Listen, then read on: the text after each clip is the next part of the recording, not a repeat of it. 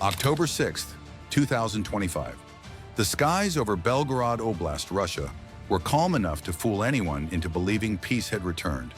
But beneath that quiet, something extraordinary was about to unfold. A strike so precise, so devastating, that it would rewrite modern warfare in a single morning. At exactly 5:45 a.m., 20 low-cost suicide drones emerged from the mist, gliding less than 20 feet above the treetops. They were joined by 7 HIMARS missiles launched from Ukrainian territory near Kharkiv. Their target? A fortress-like military logistics hub worth more than $180 million. A sprawling warehouse complex filled with food, fuel, and supplies meant to sustain 10,000 Russian troops through the coming winter offensive. On paper, it was indestructible.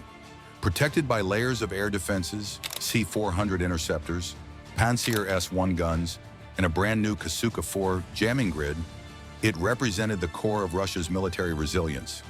Moscow had called it the heart of the winter campaign, but in war, hearts can stop beating fast. As Ukrainian officers watched their radar screens from an underground bunker near Kharkiv, a single order came through: initiate drone phase. This wasn't an air raid, it was a surgical experiment in chaos. Within seconds, 10 Shark reconnaissance drones spread across the sky, mapping every inch of the compound with thermal sensors. The other 10 kamikaze units followed silently, each armed with a small explosive payload and an even bigger purpose: to trick, distract, and overwhelm. Their radar signatures were disguised to mimic migrating birds. To Russian radar operators, it looked like harmless wildlife. A colonel glanced at the monitor, shrugged, and dismissed the alert. That single wave of his hand would cost Russia $180 million, and far more in pride. Quick pause. If you want to see exactly how a $400 drone can blind billion-dollar defense systems, hit that like button and subscribe now so you don't miss the full breakdown. 5:52 a.m. The fog over Volchansk thickened until the world turned white. Visibility dropped below 100 feet. For Russian defenders, it was a nightmare. For Ukraine, it was cover. 10 Shark reconnaissance drones drifted silently through the haze, their thermal sensors mapping every truck, every guard, every heat source inside the compound. Their data streamed to a hidden Ukrainian command bunker near Kharkiv, where officers studied the glowing outlines of their target. A single command followed: proceed with Phase 2. Behind the scouts, 10 FPV kamikaze drones advanced in formation. Each carried a small explosive charge, but destruction wasn't their true mission. Deception was. As they neared the perimeter, they released clouds of metallic foil strips and radar reflectors. On Russian screens, the sky exploded with random signals. The automated filters misread them as birds, migrating through morning fog. Operators relaxed. A colonel even smiled. Probably starlings. He had no idea those false birds were seconds away from rewriting military doctrine. When radar ghosts multiplied, Russia activated its pride: the Kasuka-4 electronic warfare system. The massive truck-sized jammer roared to life, flooding the airwaves with interference. For a brief moment, it worked. Then it overheated. The system shut down to cool, leaving the fortress naked. That was the signal Ukraine had been waiting for. From launch sites near Kharkiv and Kupiansk, 7 HIMARS missiles tore into the sky, twisting through fog like silent predators. The S-400 interceptors answered, destroying 3 mid-air. Pantsir S-1 guns joined in, spitting tracer fire blindly into the mist. But the drones had already jammed their targeting. 4 missiles broke through. One hit the fuel depot, another the distribution center, a third the truck convoy, and the fourth struck the grain silos. The shockwaves merged into a single rolling explosion that turned night into day. In seconds, the fortress that fed an army began to starve itself. 6:05 a.m. The first explosion shattered the fog. 60,000 gallons of diesel ignited, launching a wave of fire that tore through the compound. The blast flattened armored trucks, ripped open fuel lines, and sent steel panels flying like shrapnel. What was once a silent warehouse turned into a furnace. The second HIMARS missile plunged straight into the distribution hub. Electricity cut out instantly. Command screens went black. Radios died mid-sentence. Officers shouted into dead headsets, surrounded by flickering emergency lights that did nothing against the rolling orange glow outside. The third missile struck the truck convoy. 11 vehicles packed with food and ammunition erupted in synchronized blasts. Containers of powdered rations, grain, and canned meat ignited, creating a flammable cloud that fed the flames. The smell of burning diesel and scorched metal spread for miles. Then came the fourth missile, the one that broke their spirit. It slammed into the main storage silo, collapsing the structure like a punctured lung. The grain dust inside combusted, creating a second detonation that roared louder than thunder. The warehouse roof lifted, folded, and vanished. In seconds, the $180 million fortress was nothing but a wall of flame and a pillar of smoke rising 12 kilometers high. Russian emergency units scrambled, but communication lines were gone. Their S-400 batteries were still firing at phantom drones. The Panzer S-1 turrets rotated aimlessly, hunting shadows. Meanwhile, 3 Ukrainian FPV drones hovered above the inferno, recording every second. One spotted a fuel tanker trying to escape. It dived, struck the cabin, and detonated. The shockwave rippled through the air like a pulse. By 6:10 a.m., the logistics complex that had taken 2 years to build was gone. The fuel, the food, the equipment, all vaporized. No tanks, no paratroopers, no sabotage squads. Only drones, silence, and precision. 6:15 a.m. The flames devoured everything.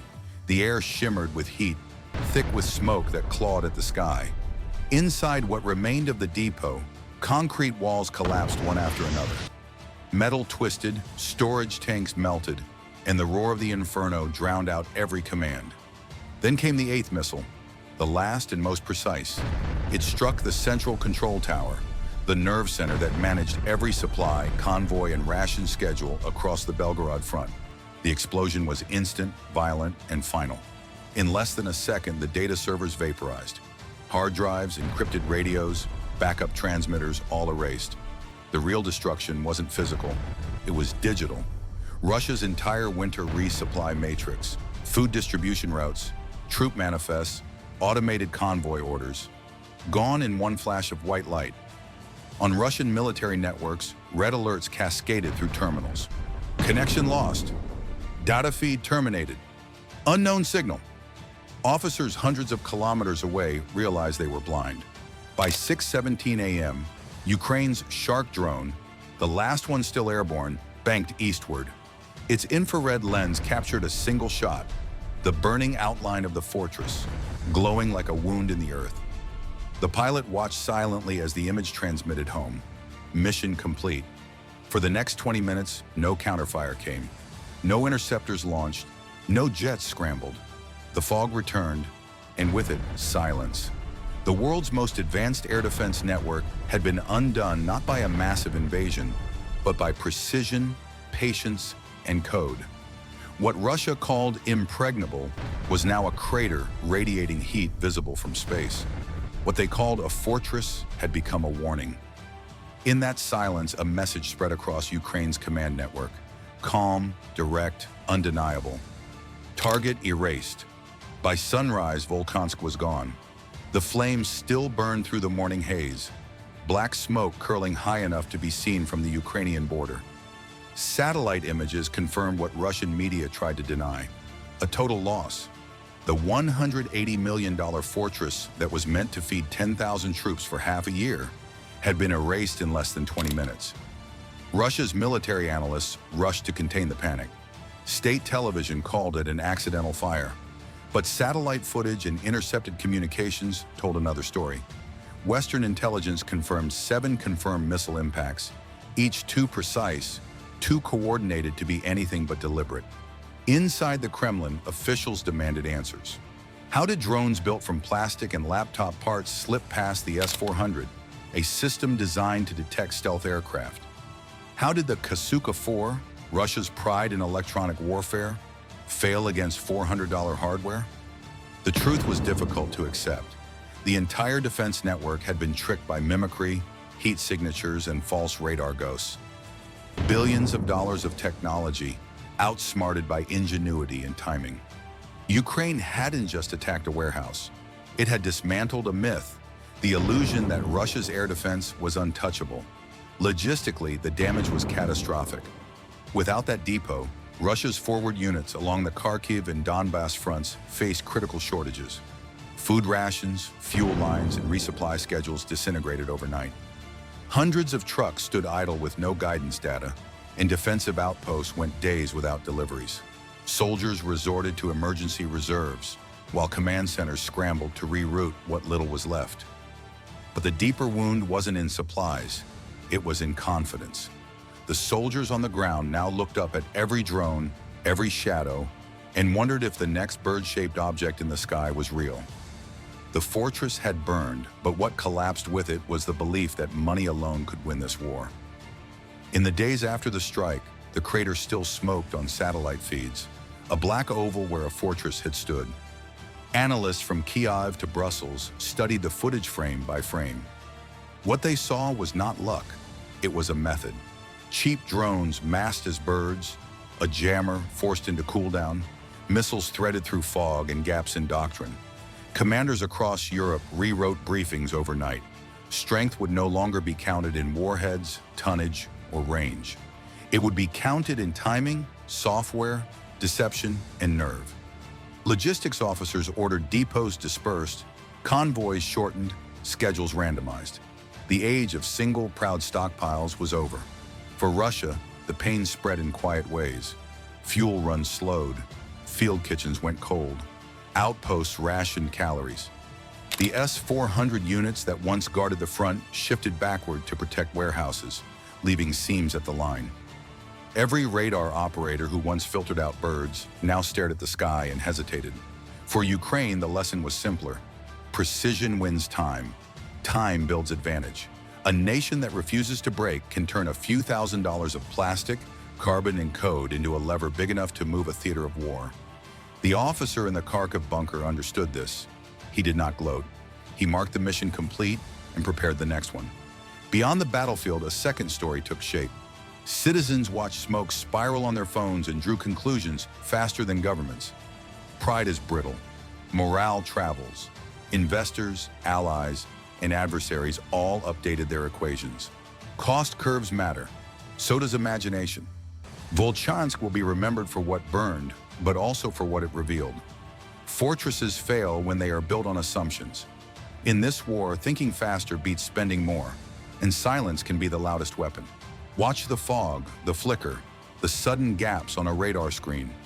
That is the new battlefield, stitched from software and nerve. When the smoke clears again, count not the craters, count the choices that created them, because those choices decide the winner ahead. If you want clear, sourced breakdowns of every major turn in this conflict, tap subscribe and ring the bell so you never miss the next report. Stay alert, because history is still unfolding now.